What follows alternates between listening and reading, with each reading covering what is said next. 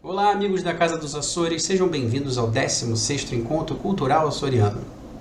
Todos os anos, a Diretoria Cultural apresenta um tema relativo à cultura e à história dos Açores para a nossa comunidade e os nossos amigos. Esse ano, assim como no ano passado, vamos apresentá-lo de forma online para manter a segurança de todos devido à pandemia do Covid-19. Escolhemos um tema particularmente importante na história do arquipélago e também de Portugal: o abalo sísmico de 1980. Essa tragédia que ocorreu nas ilhas de São Jorge, Graciosa e principalmente na Ilha Terceira ceifou a vida de alguns açorianos e destruiu centenas, milhares de estabelecimentos e modificou a vida da população. Mas a reconstrução do arquipélago, com a ajuda de todos os açorianos, dos portugueses e diversas outras nações, marcou de fato uma reconstrução em todos os aspectos no arquipélago. E hoje, os Açores são considerados um dos destinos mais seguros e com melhor qualidade de vida do mundo. Vamos relembrar essa história por meio de fotografias, depoimentos, imagens, reportagens, para manter vivo na nossa memória essa parte importante da nossa história. 1º de janeiro de 1980. Uma tarde ensolarada no feriado que marcava o início de um novo ano, convidava os habitantes da Ilha Terceira a passear e confraternizar ao ar livre. Talvez tenha sido uma providência do Divino Espírito Santo, pois nenhum açoriano imaginaria o que viria a acontecer. Às 4h42 da tarde, na hora universal, ou 3h42 no horário dos Açores, estourou o maior acúmulo energético do arquipélago, originando um terremoto de magnitude 7.2 na escala Richter. Foram esmagadas por um edifício que naquele instante se abateu e não conseguimos fazer nada. Os gritos dessas três senhoras ainda hoje em dia me perseguem. Por isso meus pais como é que estavam, e quando cheguei...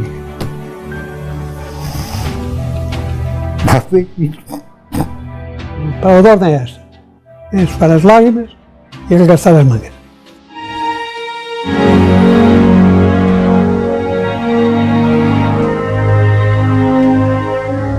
Os Açores estão localizados entre três grandes placas tectônicas: a placa euroasiática, a placa americana e a placa africana. O atrito entre as placas, inclusive, gerou erupções que fizeram nascer os Açores. Dentro dessa confluência está o que alguns cientistas já chamam de microplaca dos Açores, com epicentro entre as ilhas Terceira, São Jorge e Graciosa.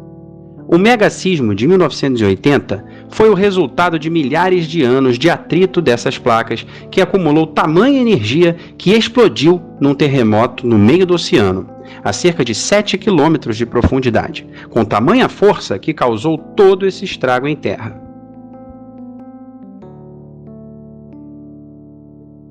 Naquele instante começa a ver o chão às ondas. Olho para o armazém, tinha só as paredes, começou a cair algumas partes das paredes que estavam, ainda tinha ainda a amarração feita da obra.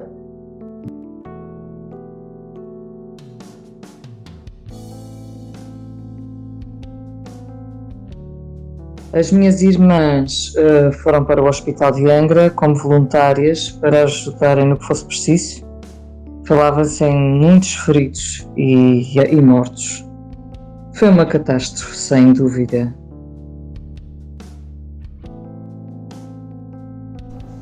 O sismo começou no mar, com impacto nas ilhas Terceira, Graciosa e São Jorge, e chegou a destruir algumas casas antigas na Ilha do Pico.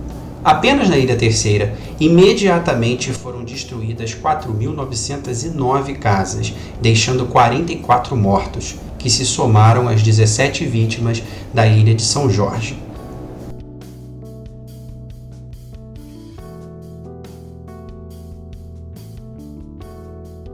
O Sr. José Belmiro Martins Cardoso esperava o nosso regresso quando se deu a grande tragédia. A sineira e a frente da igreja ruíram por completo e ele não teve hipótese de se escapar. Morreu entre os escombros. Morreu, como depois o encontramos no dia seguinte, debaixo do sino grande da sineira.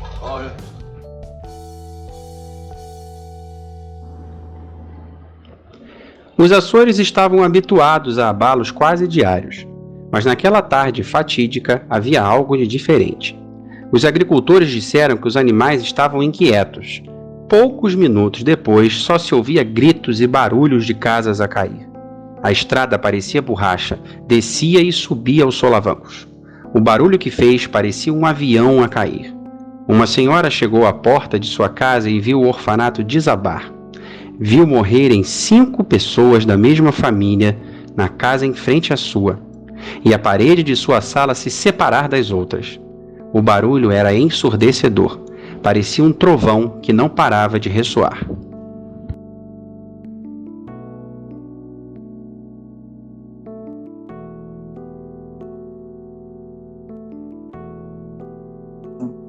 Chegando ao nosso pátio, vimos a casa da nossa avó Esperança caída no chão. Meu Deus, o que era mesmo aquilo?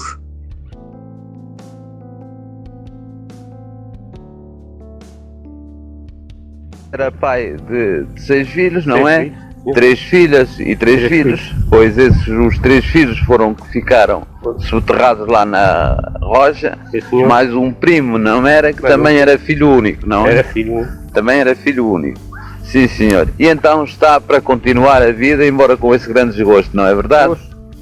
Estou com a ideia de continuar. Lutar pela... Lutar. Como estou a trabalhar para ver se arma aquela barraca que está ali para me abrigar mais o resto da minha família. Em São Jorge foi horrível o cenário das derrocadas nas Fajãs.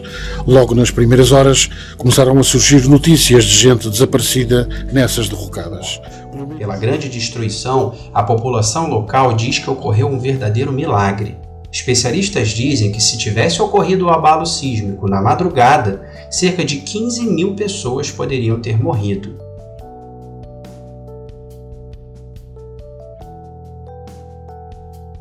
Dor e luto. De Santo Antão à Ponta do Topo, freguesias inteiras foram devastadas. O cenário foi menos colorido na Graciosa, também atingida, mas sem mortos ou feridos. Houve sim muitos danos em habitações e serviços públicos e algumas dezenas de desalojados. Para uma população com uma média de 250.000 pessoas na época, ter 12.000 estruturas destruídas e quase 30.000 desalojados prova uma verdadeira calamidade pública.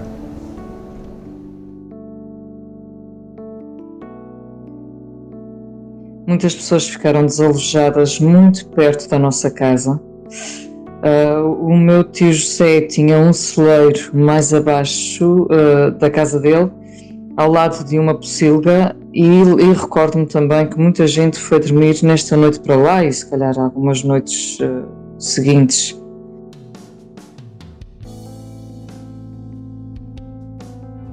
Por entre as ruas pejadas de escombros foi aberto caminho para o Hospital de Angra. A unidade de saúde, há pouco mais de 20 anos instalada num novo edifício e com muitas carências, afluíram centenas de feridos nas horas imediatas. Os mortos também lá foram parar, na grande maioria. 3 dias depois do terremoto é que foram contabilizados os estragos. O número de mortos subiu de 52 para 61 e apenas mais tarde se fixou nas 73 vítimas mortais. A delegação da terceira da Secretaria Regional do Equipamento Social dizia que, das 86.000 pessoas que moravam na Terceira, Graciosa e São Jorge, mais de 21.000 ficaram desalojadas e tiveram de ser acolhidas. O governo pediu ajuda aos militares norte-americanos para ajudar os portugueses a abrigar 150 famílias nas instalações militares da base das Lajes. Pelo menos 8. A Força Aérea mobilizou helicópteros para procurá-los, mas sem sucesso. Na mesma ocasião, retirou sobreviventes das Fajãs, como Santo Cristo, Sanguinhal, Fajã Redonda ou até Fajã dos Cubres. Algumas nunca mais voltaram a ser habitadas.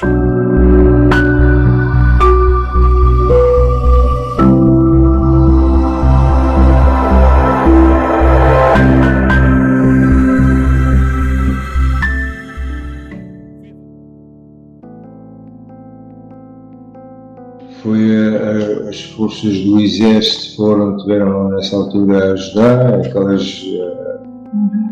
foi as instituições, os bombeiros, a polícia, a ajudar naquela altura.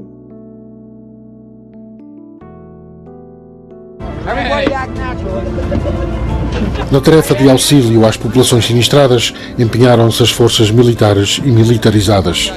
O destacamento americano da Base das Lajes desempenhou uma tarefa voluntária apreciável e digna de registro. Pessoal e meios estiveram nas ruas desde a primeira hora. Este facto foi crucial para que a vida começasse a voltar ao normal. Os transportes aéreos efetuados pela Força Aérea Portuguesa, essencialmente de víveres para as ilhas sinistradas, ou na evacuação e procura de pessoas desaparecidas na orla marítima, foi outra tarefa fundamental na ajuda às populações. Sem comunicações, numa época em que estas eram escassas e falharam no dia 1 de janeiro, os radioamadores tiveram trabalho de grande relevo, sobretudo nas comunicações interilhas. Mas as suas mensagens, com caráter oficial ou pessoal, chegaram a todo o mundo. Foi de tal modo calamitoso que Ramalho Eanes, então presidente da República, declarou 3 dias de luto nacional e pediu auxílio à Marinha e à Força Aérea dos Estados Unidos, destacadas na Base das Lajes, para ajudar as autoridades portuguesas. Dia 2, aliás, tivemos uma reunião com o Presidente da República para levarmos um primeiro pulso da situação e fazer uma primeira avaliação dos estragos. Nesse mesmo dia, chegou à terceira o Presidente da República, foi num avião especial, um avião militar, logo de manhã, creio até que chegou antes do avião da Santa ter chegado, ele foi encontrá-lo já quando ele estava a dar a volta pelos locais afetados pelo terremoto, combinado por alguns membros do Governo Regional e eu por outros. E depois, ao começo da tarde, fomos a Graciosa e a São Jorge, para também lá termos um helicóptero, para então termos uma ideia do que é que se tinha passado. E, tanto num caso como no outro, o fenómeno era igual, tantas casas caídas no chão, as pessoas assustadíssimas. No dia 4 reunimos lá o Governo Regional para tirarmos as medidas necessárias para a tarefa seguinte, que era a tarefa da reconstrução. E isto para mim ficou claro. Não podíamos ficar de braços cruzados, não podíamos ficar a chorar os que tinham morrido e o desastre que nos tinha caído em cima. Tínhamos que assumir essa realidade e apresentar quanto antes soluções. A ordem é esta: é enxugar as lágrimas e arregaçar as mangas. Chegou atrás a ser por isso de pé. E arrumar logo uma teoria perfeitamente disparatada que tinha sido na altura, que era aproveitar a circunstância de Angra estar destruída para fazer uma cidade nova. Existir. E foi um disparate. Aliás, não teve qualquer curso legal, digamos, essa teoria. A teoria, o que se impunha, sim, era a Galeria das Cinzas, uma Fênix, a linda cidade de Angra do Heroísmo.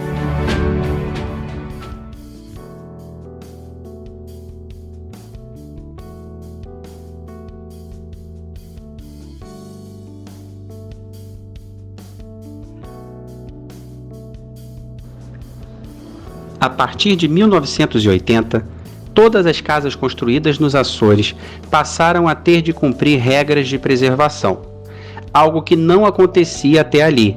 Não fossem as 19 novas estações sismográficas, não saberíamos as crises sísmicas que continuam a ocorrer. A tragédia marcou a história do povo açoriano, não só pela dor, mas pela superação, união e perseverança de seus habitantes. Parafraseando o presidente da época, Mota Amaral, os Açores renasceram das cinzas como uma fênix, aprendendo lições com as marcas deixadas, para ser hoje um dos destinos turísticos mais belos e seguros do mundo e um lar para todos aqueles que escolhem lá viver.